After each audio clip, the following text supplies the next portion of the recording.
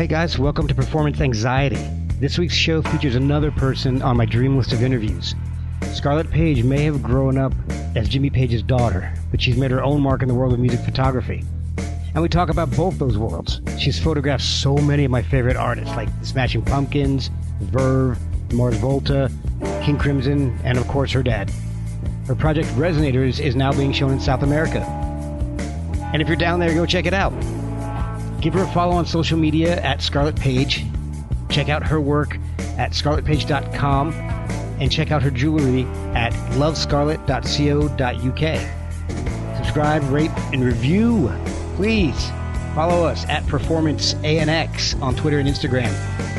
And check out our stuff at performanceanx.threadless.com where you can buy merchandise. Hope you enjoy Scarlet Page on Performance Anxiety. Okay, I'll give it a go. Right. Hi, I'm Scarlet Page. I'm a photographer. I've been a photographer for nearly 30 years, predominantly in the music business. I've recently done a huge project called Resonators, taking photographs of as many legendary guitarists as I could, which is actually on show in Buenos Aires currently, probably for most of this year. So if you happen to be there, please check it out. And yeah. Well, first of all, thank you so much for coming on. I really do appreciate it. This is really a treat for me. Oh, good. Thank you. Well, and it's funny because I get a little nervous with certain interviews, and this is one of them. And it's mostly because for years I was a photographer. And when I get the chance to have a photographer on, I get a little nervous because I don't want to geek out too much on photography and leave like the listeners in the dust and going, what the hell are they talking about? Oh, well, that's good for me, though, because I'll know what you're talking about, hopefully. Exactly. Again, thank you so much for spending some time with me. I really do appreciate it. I know you got 2 kids and an amazing career, so I know, and you're in London, so it's like a 5-hour difference here. So I really do appreciate you putting aside a little time to talk with me. No worries. I've told the kids that because obviously it's a Saturday here, and they're under strict instructions not to come in. I told my kids the same thing. I've got 3 teenagers. I think one's still asleep. It's like almost noon here, and I think one of them is still asleep. So wow, he's going to get in trouble for that one though. But okay, so you've had a pretty wild life, I guess, so far. You're the daughter of one of the biggest guitar heroes on the planet, and you've been able to make a career doing what I love, being a photographer. I guess the first thing I want to do is find out a little bit more about growing up. I mean, you're pretty much growing up in the eye of a hurricane because Led Zeppelin was one of the biggest bands of all time, definitely of the 70s, but, of all time, rock and roll bands. Did you feel any of that growing up, or were you kept in the eye of the hurricane, were nice and calm? It's a really funny one because I often get asked, what's it like having Jimmy Page as your dad? And cynically, I tend to reply with, well, I have got nothing to compare it with. And, right. That was just my normal. But looking at it from, a distance, I didn't spend my youth going on tour. I lived in the countryside, quite near Brighton in England. And we lived in a very 70s house. Looking back in it now, it had a moat and black swans. Whoa! Yeah. Oh man. Yeah, I didn't have a moat in suburban New Jersey. I suppose that was quite rock and roll, but I was an only child, and Dad was away a fair bit on tour, obviously. But when he used to come back, I'd get like a cuddly toy or something, and that was great. And really, my life was very normal, actually. Apart from the moat and the black swans. But I'll tell you, I wanted a moat. I don't know about the black swans part, but I definitely wanted a moat growing up. That's for sure. It was pretty cool. Now, your mom, Charlotte Martin, and she's a painter right now. She was a model when she met your dad. Yes. What was it like? What was she doing in the time that your dad was on tour and you were growing up, and I'm assuming, since you said life was pretty normal, you were going to school and all. What was your mom doing at this point? So prior to having me, she was a really successful model, but for a very short amount of time. I mean, she did really high caliber things. And also a great fact is that if you watch the All You Need Is Love recording of the Beatles singing, she's there, like really fully folk. You can really see her in the audience. And I think she even gets royalties for it or something crazy. Wow. Yeah. But she's so she was a really great front magazine model. But then when she got pregnant with me, she gave all that up and just was a mum really and looked after me at home. But she didn't really go on tour either. But right. Yeah. But did she paint when you were growing up? Was she doing her own artwork at that point? Not so much. I don't know really. I was too, as kids are, you're not really paying attention to everyone else. I was just doing my own thing, but she was just being a mum. And she obviously did some good things amongst all the 70s crazy. Yeah. Suffice to say, I would probably say I'm the kind of, if you've ever watched Absolutely Fabulous, I'm the kind of straight daughter. Okay, yeah. When they're all a bit crazy, and then you turn out to be the sensible one. Between the two parents who are wildly creative now, but you ended up being incredibly creative as well. And, your dad is a wildly talented musician, and your mom turns out to be a very talented painter as well. So at first I was thinking, maybe you got your artistic creativity from Jimmy, but then started looking at your mom's work. I said, well, it could go either way. Yeah, it's funny actually, because also now being a mum and having had children, my daughter is like so similar to my mum. So it's, that's it. Initially you might think, oh yeah, so the creative gene and the love of being around music comes from dad, but actually no, my mum's, also a huge music lover and like you say, incredibly talented. But my daughter is basically my mum in a new sort of generation. That's funny. That's really wild. And it's amazing how that happens. How you can really pick out who they're most similar to. I can do it with my kids too. It's my daughter is my youngest daughter is a very talented photographer. My oldest is more of the nurturing type, which is my wife for sure. And they're all in high school right now, so they're all. My daughter's taking nursing class. My oldest is taking nursing classes. My youngest is interested in photography and artwork, and my son is my dad. To be honest with you, he's the kind of kid that he just likes to take crap apart and see how it works, and then put it back together, which is totally my father. That's very cool. So my daughter also wants to be a photographer, and I keep saying, no, you don't want to be. No, don't be one of those. You got to have something with a steady income. Exactly. So I do have another question about your childhood, and then we can move on pretty quickly after this. But I did find out something interesting, and I want to know if you can confirm this or not. But in 1974, I saw a mention of Jimmy Page, Keith Richards, Ian Stewart, Rick Gretsch, and possibly Bruce Rowland on drums in the Island Studios in London, recording a song called Scarlet. And I wanted to know if there's any actual recordings of that, if you've ever heard that song, or if it exists, and if you know if that's true or not. So, like you, I've heard a rumor, but I heard it was Ronnie Wood. Oh, really? Who wrote it. Yeah. Ah, okay.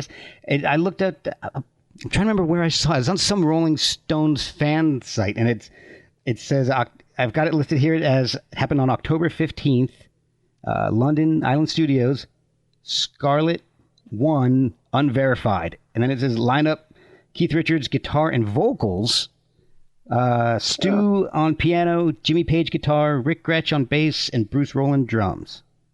So No, that's the first time I've heard that, but I've definitely heard a Ronnie, maybe Ann Keith version. I've never heard the version, but I've heard the myth, the rumor. So I don't know. Man, but I've heard the same thing. I was hoping we could get some closure on that one. Maybe there's a bootleg or something of it. There probably is. I may even have it. I always hesitate to say this to artists, but I've got so many Led Zeppelin bootlegs. It's ridiculous. I haven't. Well, you don't need them. You can go right to the source. Hey, Dad, play something for me. Yeah. When did you pick up a camera and start taking pictures? Well, really, I started taking pictures when I was about 17. Oh, no, sorry, 19 or 18, 19, when I went to art college. And over here, you can do something called a foundation course where after finishing school, you kind of know you want to do something arty and you can spend a year trying everything. And it's very cool. You do lots of painting and, a bit of sculpture and all sorts, but photography was one of the modules. And I think looking back, I know that the way I used to paint was very much sort of replicating what I saw. It wasn't very loose and crazy, and it was very controlled and like a photograph, in fact. And so when I started playing around with photography, it just, I just loved it, the way you could sort of, capture that moment and say a lot. Well, I suppose that's evolved a bit because like when you're at because then I went to do a 3-year degree in photography in London, where it was all about sort of juxtaposing image with text and changing the meaning of, there could be a picture of a little girl and then you put a sentence under it and it means something completely different, you could say. So it's all about that, and it was all quite sort of political ideology at uni. And then sort of after spending 3 years doing that, which was brilliant, I completely by chance just went to my dad was recording he was doing a video in Pinewood Studios, and I think he invited me along, just said, do you want to come along and take some pictures? And basically from there, I met Ross Halfin, who is a rock photographer. He's amazing. And he was shooting the official stills on the video. And I remember going along and feeling really nervous about, driving there and will I find it? And then I've got to go in and it's like a production.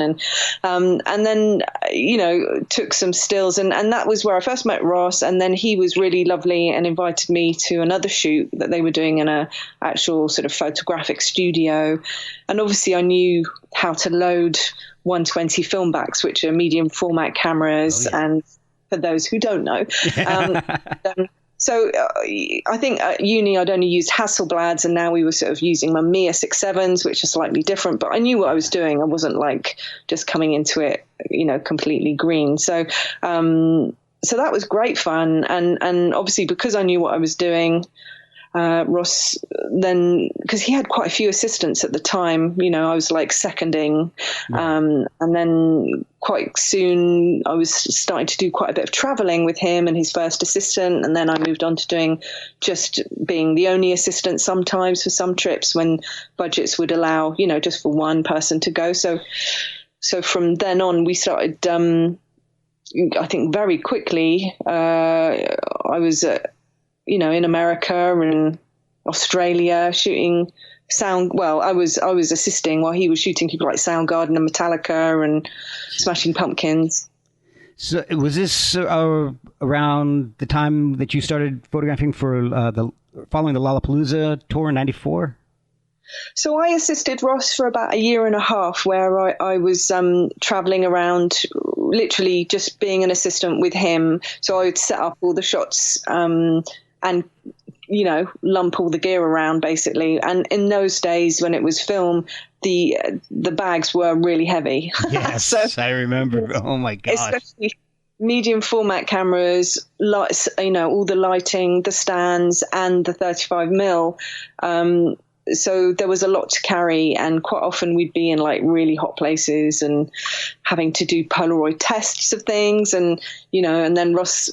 So you kind of got to know how he liked it to be set up, or you'd even have to do like location scouting and taking pictures. Yeah, which is really, really fun.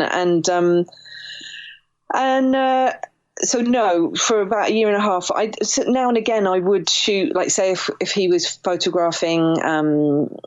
So he was, one of the trips we did was to Australia to shoot the Big Day Out, which is a festival over there. And because in the photo pit, you don't really need an assistant as much as when you're shooting, setup images. He said, you can shoot some stuff on my camera if you want. And so I started shooting more and more of my own things. And actually one of my first published pictures was a shot of Chris Cornell, which ended up on a back cover of a magazine here called Raw, which is no longer in existence. But so that was my first image, and I just slowly started adding a little bit to my portfolio, and eventually I started getting itchy feet in terms of if you're an assistant, you either you're happy with that steady income of being an assistant, and to have a good assistant is just incredible. So, some people that is their full-time job, and that's great. But I was getting a bit itchy to sort of want to do things for myself. So having done all this traveling with Ross, I accrued lots of air miles and then decided to go out to Lollapalooza, and I knew the tour managers working with the Beastie Boys and the Smashing Pumpkins, and they were co-headlining. So, I think back now, because I've never been sort of, I'm not like super confident, but I got a flight and just went out there on my own. Wow. And crikey, there I was, like, I don't know, 23, 24, which is old enough, but still, it was great. I think, wow, good for me. Yeah, you look back on it, and at the time you're like, oh yeah, I'm a total adult. I can go and do this easy. And then now having your own kids, my kids are 14, 15, and 16, and I'm like, no, I don't want you driving. I don't want you doing anything, let alone taking a trip around the world. Exactly. So yeah, but it was great because I shot a lot of, crap stuff and shot some really cool stuff. And one of the images I took out there was, there's a photographer called Ricky Powell, who was the Beastie Boys photographer. Okay. And he, so when we were out there, he said, oh, you've got to meet this cool band from England, and they're called the Verve, and they're playing on the other stage, and they're really cool. You should come and meet them. So I went, yeah, sure, that'd be great. And so he introduced me to them on a really rainy day where they were all very stoned, and I think they didn't even know if they were going to be playing. But I said, oh, is it okay if I take a few pictures with my fisheye lens and bounce flash, cross-processing my film? I was just like mixing it all up, didn't really know what was going to come out of it. But to cut a long story short, one of the images that I took in their tour bus, I put on a little composite card that I sent out to like managers and press agents to sort of, just go, hello, I'm a photographer. Yeah. And their manager saw the image of the Verve and, called me up straight away and said, oh, this is great. We want to use it on our artwork. And it made it into their Northern Soul album artwork, which was really great and a big turning point for me in terms of, it injected my portfolio with a lot of cool at the time. The Verve, just to interject a little bit here, the Verve is one of my favorite bands of all time. I mean, it goes, and which is really one reason why I like I was telling you at the beginning, get a little nervous with this interview because you're connected to so much of my favorite stuff: photography, Led Zeppelin, and the Verve. Oh, so and also Northern Soul. Would you agree their best album? I love it. I'm kind of torn between that and A Storm in Heaven. Those. Okay. I love shoegaze. So A Storm in Heaven is the first thing I heard by the Verve. So I think for me it's a little more sentimental, and Northern Soul's more focused, and you can definitely feel that Richard's a lot more in charge in that album. Yeah. But my favorite Verve song of all time is Life's an Ocean on that album. So, okay. So yes. But the thing that was amazing when I went to start researching to talk to you today, I'm super familiar with the artwork because at that time, in the early 90s, I was studying photography. I was huge into music. Every spare nickel I had went into buying CDs and vinyl and all that. And I would pore over the artwork. Being a photographer, I wanted to learn as much as I could. And so I would look over the band's photography and the photo credits and all. And when I went to research it, I thought, shot the Verve.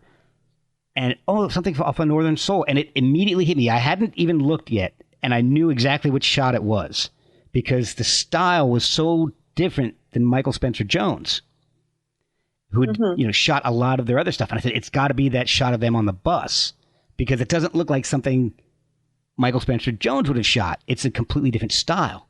And I love this shot because it makes it looks like they're kind of road weary. They look tired and like it was.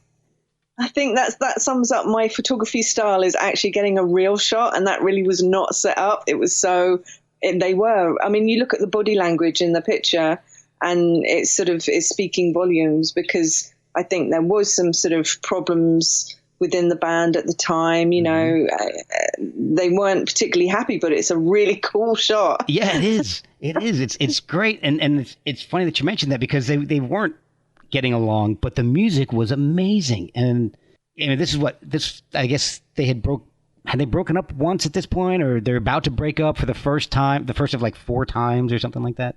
Yeah, I think they were on the about to, I think. And I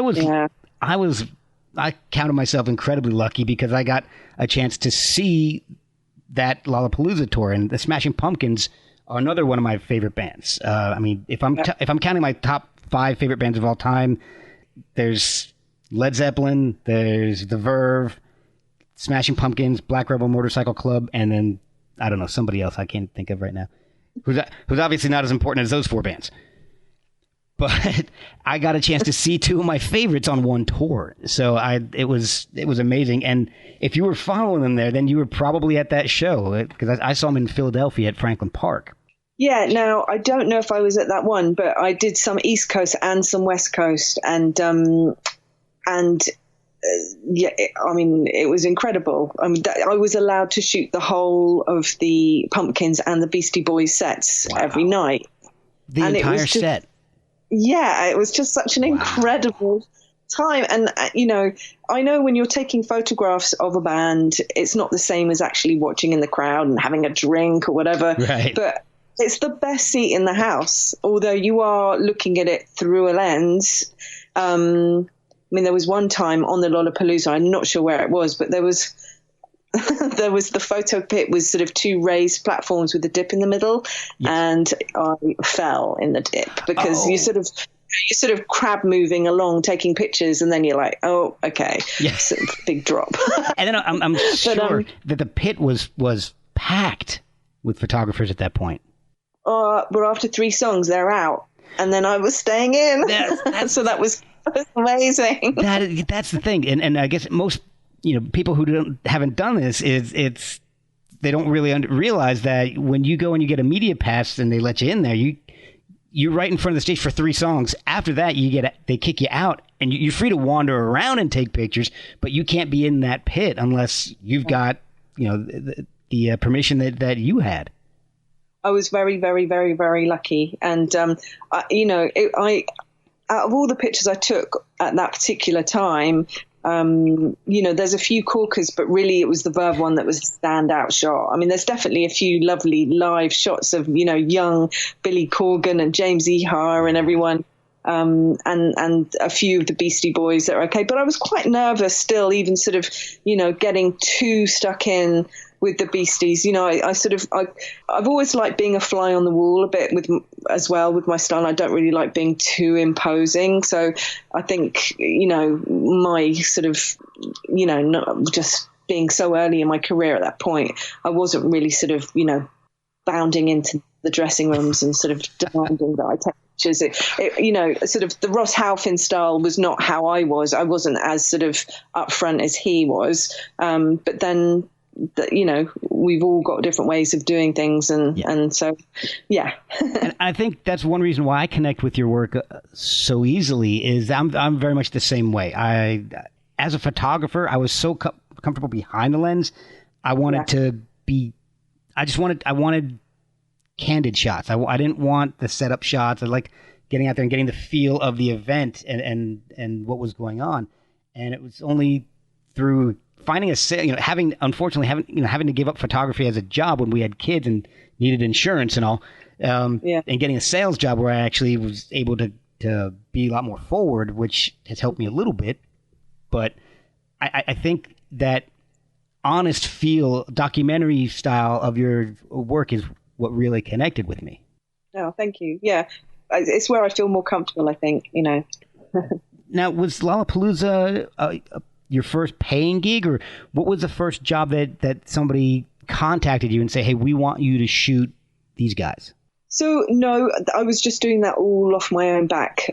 So obviously the first, I think, the first thing being the Verve picture, I got paid quite a decent amount, but nothing, not paying my mortgage, but yeah, it's nice. It was like, whoa. And then quite soon after that, I got a job for EMI to shoot a press session with a band called Baby Stafford, who I don't know what happened to them, but we did a really amazing shoot and it was so much fun. And then pretty soon I started working quite regularly for Raw magazine, and they were similar to a magazine over here called Kerrang, which is still going. Oh, yeah. And Raw, I think, I used to just shoot all the bands that were sort of happening at the time, like I would do the Smashing Pumpkins and the Stereophonics and